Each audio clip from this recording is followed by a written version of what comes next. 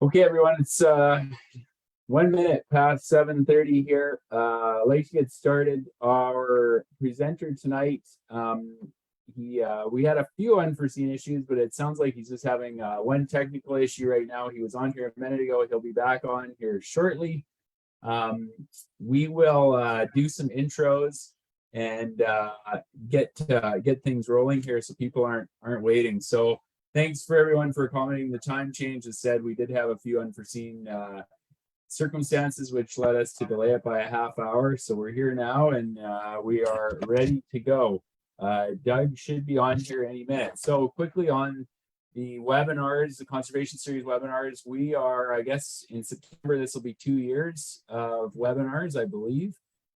They've gone really well, a lot of exciting presenters and topics. Hopefully our membership has been learning a lot, and members of the public, we know that you're attending as well. So the goal of these is to educate people. It's to educate people that attend these webinars, but it's also to educate the people that you know.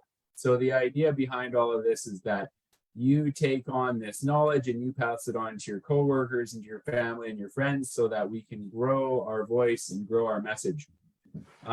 That's basically the idea. So the format behind these webinars is typically it'll be about 30 to 45 minutes of presentation followed by a question and answer period.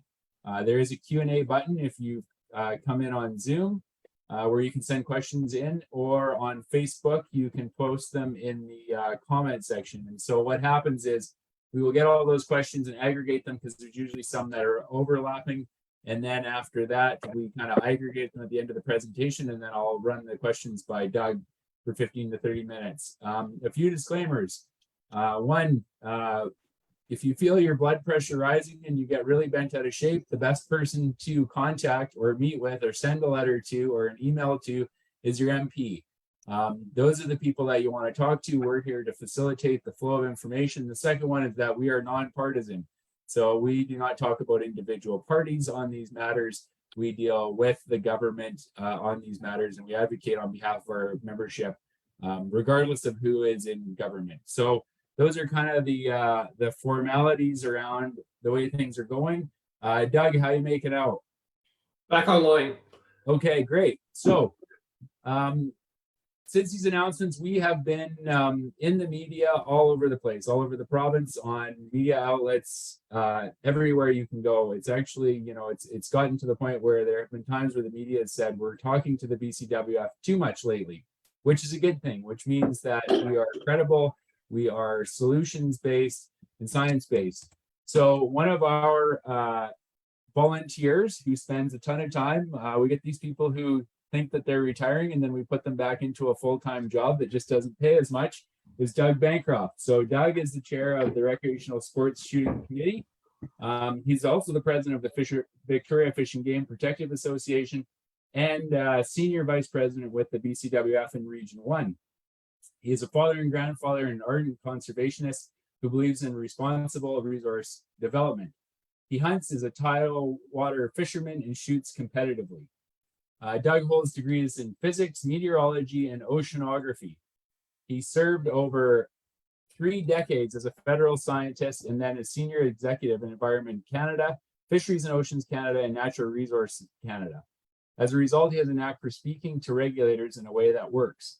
Under his leadership, the Recreational Sports Shooting Committee has assisted numerous BCWF clubs deal with issues including threats to lease termination, public health directives, range inspections, and lead management. He has given numerous media interviews on the federal bill C-21 and other topics.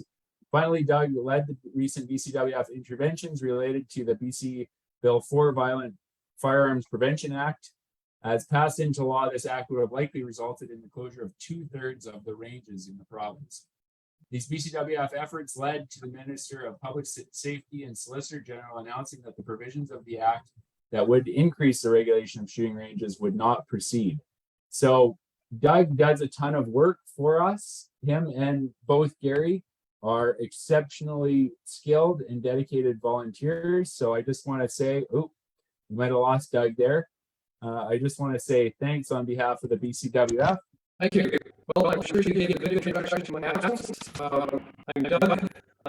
using a Microsoft Surface 10, and this is the first time I've said it, but it's the largest audience I've had, so I guess that's Murphy's Law. So first of all, some acknowledgements. The content of this presentation has been written largely with Gary Mauser of the Firearms Committee, relying on information from a variety of sources external to the BC Wildlife Federation, including the Canada Coalition for Firearms Rights, the Canadian Shooting Sports Association, Justice for Gun Owners, National Firearms Association, the Gun Blog. These groups are worthy of your support, in addition to your support of the BC Wildlife Federation. I'm a member of almost all of them. We're going to talk about, first of all, the more recent Bill C-21 at the federal level. It proposes to ban all handgun buying, selling, importing, and transfers using regulation and/or legislation. They intend to enact this as soon as possible after 3 readings and royal assent. If they fail to get this bill passed before the House rises, then it's possible they may resort strictly to an order in council or other mechanism to make it happen.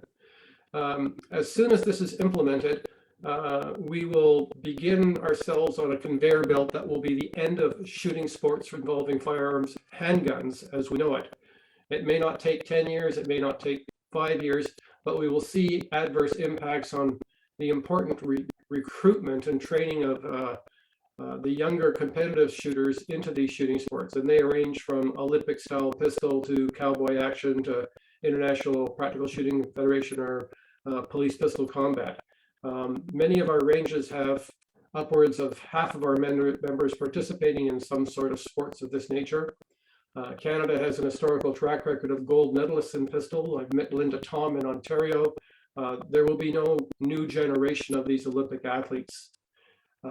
This has caused a surge in the legal transfer of firearms to people largely with a restricted possession and acquisition license, but haven't purchased yet the handguns of their choice. Most stores in our town had the shelves stripped within the first several days, and the RCMP was flooded with transfer requests. The challenge is that with the recent order in council prohibiting the lawfully possessed number of rifles on the basis that they were assault style firearms, which has been completely discredited by the Ontario equivalent of the BC Wildlife Federation, and they went through that list of all the firearms that have been made prohibited under the order in council, and determined that they've all been used in some cases for many years and decades for hunting in North America. And that includes the AR-15, mainly thanks to our American friends and hunters down south. So with that tool in their toolkit, there's nothing that stops them from incrementally using that to confiscate prohibited handguns once they've got that set of long guns off the market. There's also an intention to confiscate more long guns, and by expanding the May 2020 order in council, and they intend to destroy more so-called non-restricted black rifles. But the fact of the matter is it could include anything. We're at the point where ever since Bill C-68, way back in the dark ages, we certainly don't have the right to own firearms in Canada. We've had permission slips, and the permission slips are incrementally being taken away up until what happened with Bill C-21, which is, this is their intent. The long signed onto UN gun marking system is something that governments on both sides of the house have basically been looking at almost on an annual basis and saying, this is a bag of hammers. We'll just put out another order in council and say, we're not going to implement what we've told the UN we're going to do. But now they intend to put it into effect at the end of December 2023. Unless a gun is specifically marked in a fashion that is going to be expensive, firearms aren't going to come into Canada. And almost all new firearms, some, but most, the vast majority are manufactured elsewhere in the world, primarily in the States. So this will adversely impact and annoy domestic impactors of firearms, as well as people who do still make them in Canada. They have already implemented an evergreen gun prohibition regime that makes it very easy to restrict or eliminate availability of new firearms models and designs. They will have to ensure that anything that isn't in the firearms reference table doesn't come into Canada, and they can basically fine tune that any way they want. And if they don't like the way something looks, even though functionally it's no different than a firearm that's owned by a lot of Canadians already, they'll just say, no, we're not going to do that anymore. And that's for new models, and what we'll have available in Canada will shrink compared to other markets in the world. This one is going to be very problematic for a variety of hunters and collectors, and certainly sport shooters. First of all, greater than 5-round long gun magazines have been around ever since bolt-action rifles were invented. And tube magazines and lever magazines that use tubes and all other types. So all of us, as we grew up, when I was a youth at least, I'm probably older than many people here, the first two firearms we got was a 22 Cooey and a Lee Enfield, and they were both available for about 20 bucks. Most of the Lee Enfields would come with much larger magazines than 5. In fact, all the magazines for that rifle will fall into that category. That's an important firearm if you're a military historian in Canada. And the question is, well, do they have to deactivate it? Who gets to deactivate it? It can't be done by rivets. It has to be done by a gunsmith. It really is it's a known unknown about how they intend to implement it. Does it apply to shotguns? Does it apply to 22s? My original Cooey 64 in 1967 had a 10-round magazine. Does it apply to that? We don't know. And it's another one of those new rules that's going into place that we look at it and say, well, what firearm crime is this going to solve in Canada? And the answer is none. It won't prevent a criminal from using a 10-round magazine or a 20-round magazine or a 50-round magazine. They're criminals and they don't care. But it does a number of things. First of all, it redirects resources from both the law enforcement side to trying to enforce these regulations. It certainly is going to make life difficult for people who want to find a 5-round magazine for a rifle they have that currently owns 10. And then what do you do with all these things that are suddenly illegal? None of this is clear. There is talk of making it illegal to store firearms and things that aren't a defined gun safe. And we don't know what that means. Right now, the regulation is pretty clear. You have a safe, it's attached to your house, it has a lock. And other than that, the police really don't care.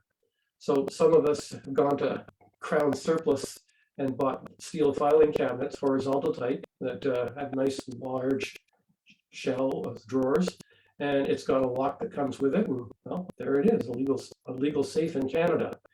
But a stand-up $1,000 bank-like safe is something that most of us, especially when we're starting as shooters, could afford or could, in reality, source. So this is, again, something that when you turn to the people who are authoring this legislation saying, how many crimes in Canada were committed because we didn't have a strong enough safe, and what's a strong enough safe defined as? The answer is they don't care. They don't care if any of this legislation actually reduces violent firearms crime in Canada. Some of this legislation is designed to annoy us, and I think they've succeeded.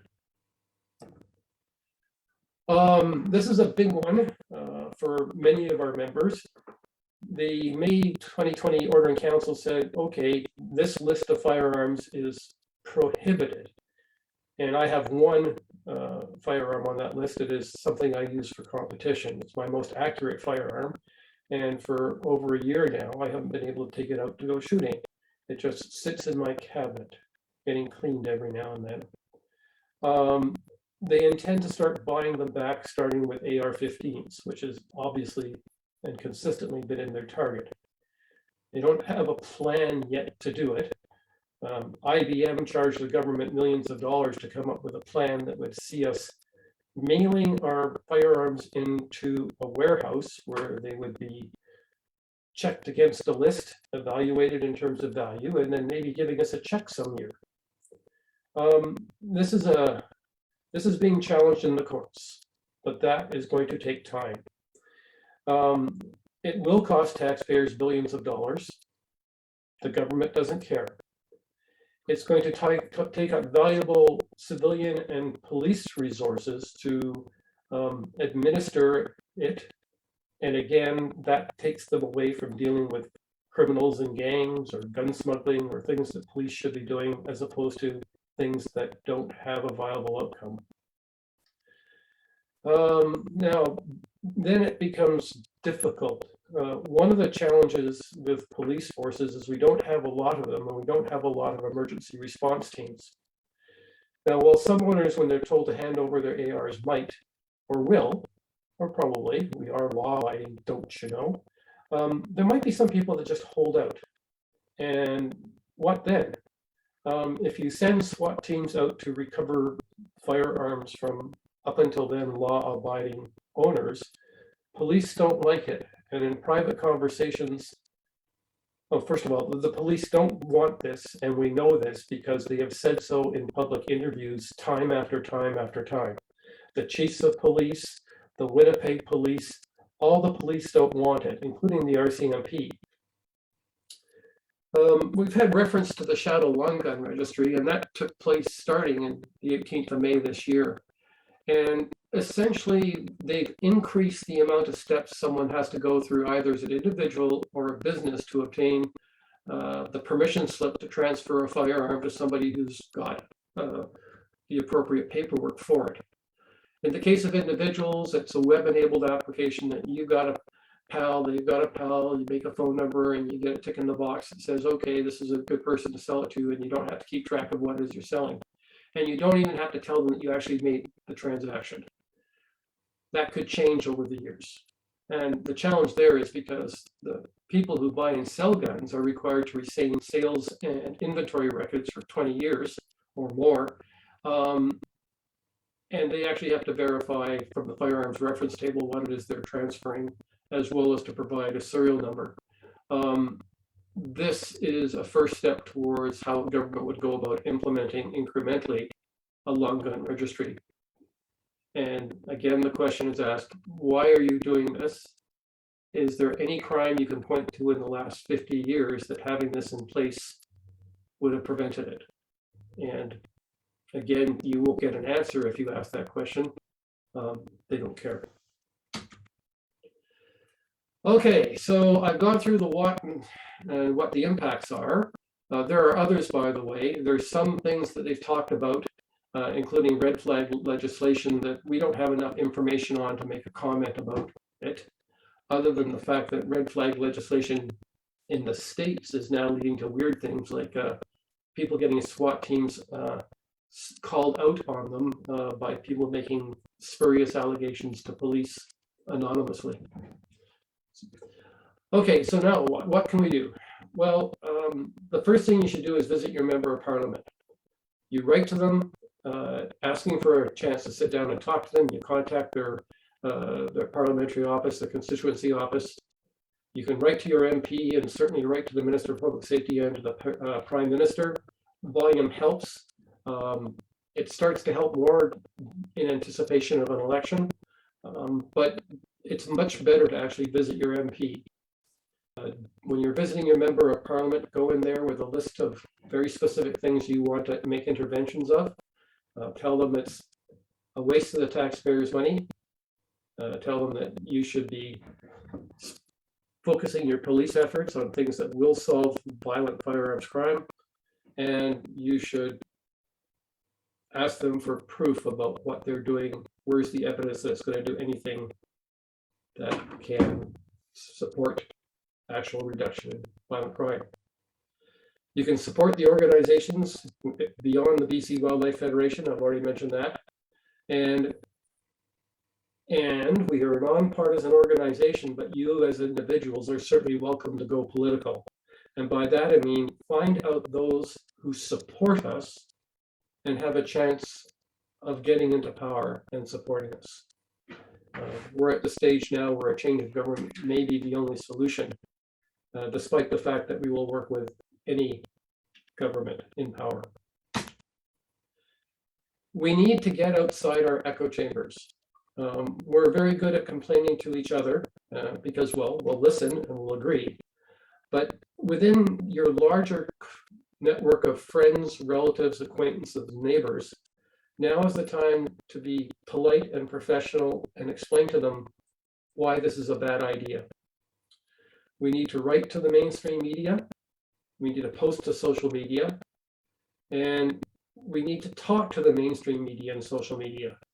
And just as an example, I've done 3 CBC interviews.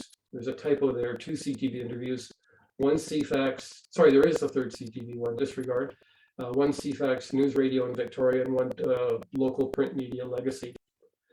There's a website link to a 24-minute discussion on the BC report on the news on the noon hour during the main week. That was a oddly not so much sympathetic interview as it was a very open and honest engagement. And when they went live to the radio and took callers, they had 3 callers, and 2 out of the 3 were strongly against the handgun bill. I only hope that some of them were BC Wildlife Federation members. They actually sounded like it. So at this point, I'm going to seek questions from you through Jesse, and I thank you for listening to me, and I hope that I can explain further in the question and answer period. Thanks, Doug. If you want to turn off your screen sharing now, that would be awesome. Thanks a lot for your presentation. I have a few questions here, and then the other piece for members, I'm sure we're going to get questions about how do we talk to our MLAs. And so we have collateral. We've got a 1-pager on this, which we've developed, and Doug and Gary are going to update it given the most recent developments. So that will go out. We have 2 videos, instructions around meeting your MLAs and MPs. And so that will help people engage and kind of frame up or get it in their mind how they're going to do that. So now we are on to questions. First question, I would really like to know the stats on gun violence from legal owners versus illegal owners. Do you have any of that handy, Doug? Well, I don't have the person who's got all the stats at his fingertips is Gary Mauser. I don't know if he's on this call. People who are law-abiding firearms owners have a homicide, commit fewer homicides or bad crimes than the average population in a statistically significant manner. In terms of the number of lawful firearms owners in Canada versus the number of firearms offenses we commit, it's very low. And if you need precise statistics, for example, that Justice for Gun Owners website keeps them, and so do the others. But if you've got a specific question, get it to me by email, and I'll have Gary and I'll get back to you fairly quickly. Sometimes when you're talking to people, facts don't work. Sometimes you actually have to resort to rhetoric.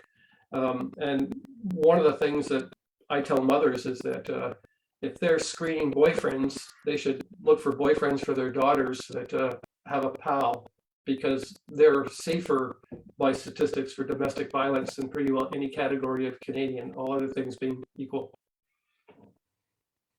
Okay, next question. Any news, are you able to share the most recent news on Bill 4? Bill 4 at the provincial level, is that correct? Yeah, so Jesse, did you mention that in the introduction? I talked about it briefly, but yeah, if you want to just give the rundown on the club stuff, that would be good. Okay, so Bill 4 had a number of things in it that were going to cause problems for the BC Wildlife Federation. A lot of it had to do with what ranges we're going to have to do in BC in order to keep operating. And that included record taking and verifying the ID of a member as with 2 photo ID pieces of every person that comes onto your range. 2/3 of our ranges don't have duty staff other than someone who is a designated range safety officer at the firing point. They couldn't afford to hire people to do that. They won't find volunteers to do that. And a lot of ranges don't even have a gate. So this was going to be an onerous burden. And there was other portions of the bill that, for example, not being able to take firearms or replica firearms into schools, places of worship, community centers, and things like that, which sort of puts a real crimp on a lot of places where we teach core courses. And there are other regulations that had to do with you can't hunt from a vehicle or hunt from a boat. Once that bill passed 3 readings of Royal Assent, an incredible short period of time, unanimously in the House, that's when they actually started consulting with us. And the president of the BC Wildlife Federation, Chuck Jesse, is our executive director, and myself, we met with the province. And we're probably the largest group and only group that was meeting with them. And they put me in the front and center of it. And they would keep on bringing, I can't talk about the details because we're covered by a non-disclosure agreement. But every time they put together an idea about how they might be able to implement this by a regulation, it wasn't going to work. And then out of the blue, just before our AGM a few months ago, we got a letter from the Assistant Deputy Minister saying that the Minister of Public Safety and the Solicitor General has decided to suspend the regulatory implementation of the bill as it affects ranges. They just said, we're not going to do it. And I don't know about you, Jesse, but that was stunning. Hard work pays off.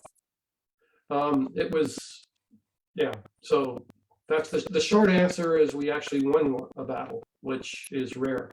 It's not finished yet because we haven't seen the regulations about how they're going to square the circle with respect to the core course issue and the hunting from boats and vehicles. But we're confident that they had proposed languages that would work at the time that they last spoke to us. But again, I can't talk about details. Okay, the next one is, the question is, so my grandfather's huge collection of firearms will not be able to be passed down to me, even though I have all the appropriate paperwork. Are you able to just delineate what now is no longer, what cannot be passed down? So right now, if someone has a firearm that's already on a prohibited list from that last order in council or a new one, then the only way they can transfer that firearm at the moment that we know of is when the government comes to take it away. If you have a handgun that you want to give to your son or daughter or grandchildren, do it now before the law goes into effect. Okay, thanks, Doug. Is the BCWF involved in any of the current and ongoing court cases, either as a solo effort or with organizations? Can you explain who the BCWF is working with? So Gary Mauser on the Firearms Committee has been working on court cases probably for most of his career, I think. And so he, of the people I spoke to on that second slide, Justice for Gun Owners and the NFA. But most of us are also aware of the work that's being done by the other organizations. There's more than one court case. And the information that is prepared by people like Gary Mauser is shared openly with the other groups in support of them. Thanks, Doug. Is it likely they will come after our ammo next? The answer is we haven't seen it. There was some rumors circulating during the first couple of weeks of this bill C-21, but there's nothing that I've seen in writing that puts a crimp on it. The only time I know they came after our ammo was in High River, where the RCMP entered people's homes and seized firearms and ammunition, and the significant amount of ammunition that was taken was destroyed. That's before the courts right now.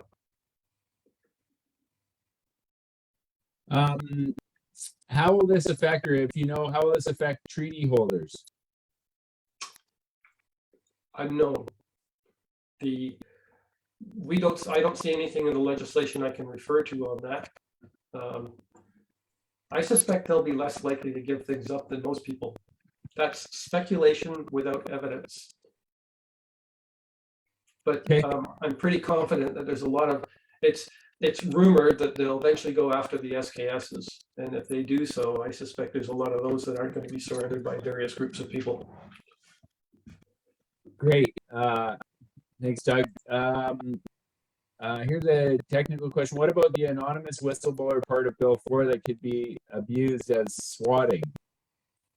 Provincial Bill 4? I assume it would be, we're not dealing with the federal Bill 4. Okay, so the answer is I don't know. What they've told us so far is just that the minister has decided not to go forward putting in place a regulation to implement this part of Bill 4. They use the words that affect ranges. I don't know if it means that there's going to be other portions of that bill that are also not going to be in effect. So we have to wait until the first comprehensive draft regulations for Bill 4 come out, and then the Firearms Committee and myself and our team will switch briefly to look at all the details in the draft regulations and then make comment on behalf of the Federation back to the provincial government. The good news is that the provincial level, they're listening to us because we're trying to help them. And it's become very clear to them that if they had talked to us before they actually drafted legislation, it would be better. So we're hoping that this might nip things in the bud earlier if they start going down this path again. Great. Here's another one. What happens to my handgun when it becomes end of life because it or they can't be transferred? Any indication what the government wants to do? Is there a buyback? Will it be crushed? You know, how is that going to work? Another known unknown. Again, I implore people that if you think you're going to transfer. I have transferred 3 pistols to my son out of fear of this. So don't wait until you're dead.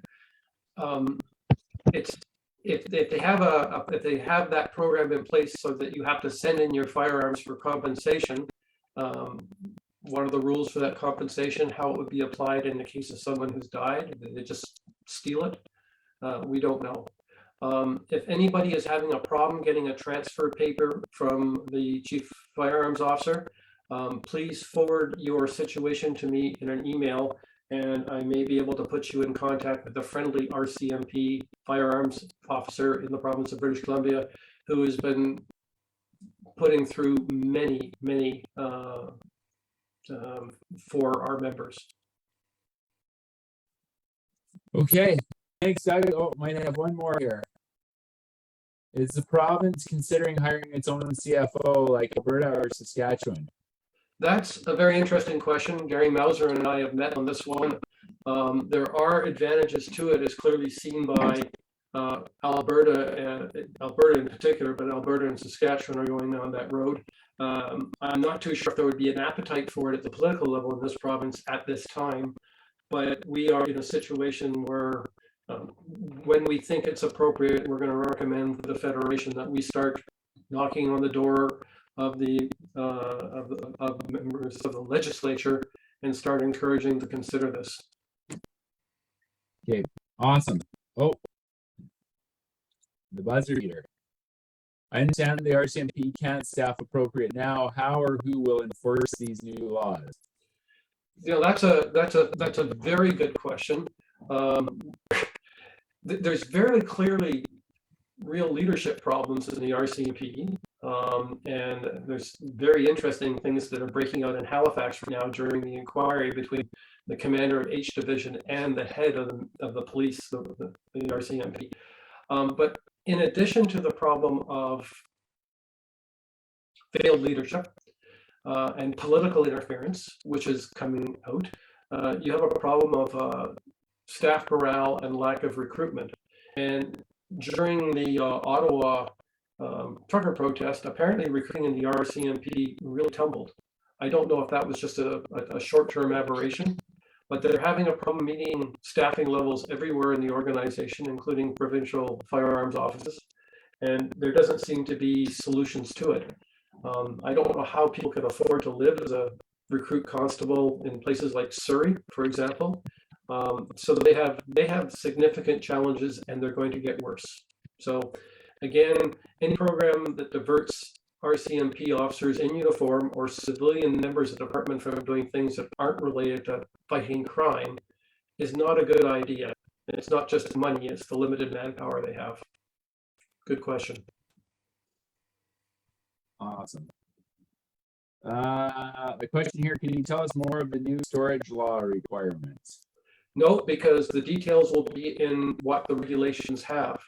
But the worst case scenario, they could just say, well, how can we make life miserable to them? And then come up with a definition of a safe that means it's going to cost you $2,000. And oh yeah, supply chains are compromised, so you won't be able to get one in time. And then all of a sudden you're a criminal.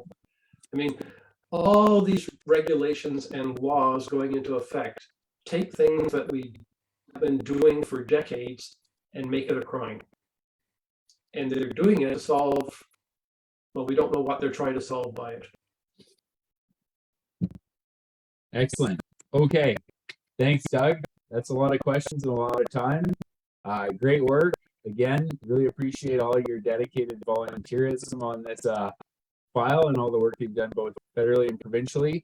What we will do for the people who ask the questions, we will have Doug's slide deck and this out on our YouTube channel. It will go out on our member update.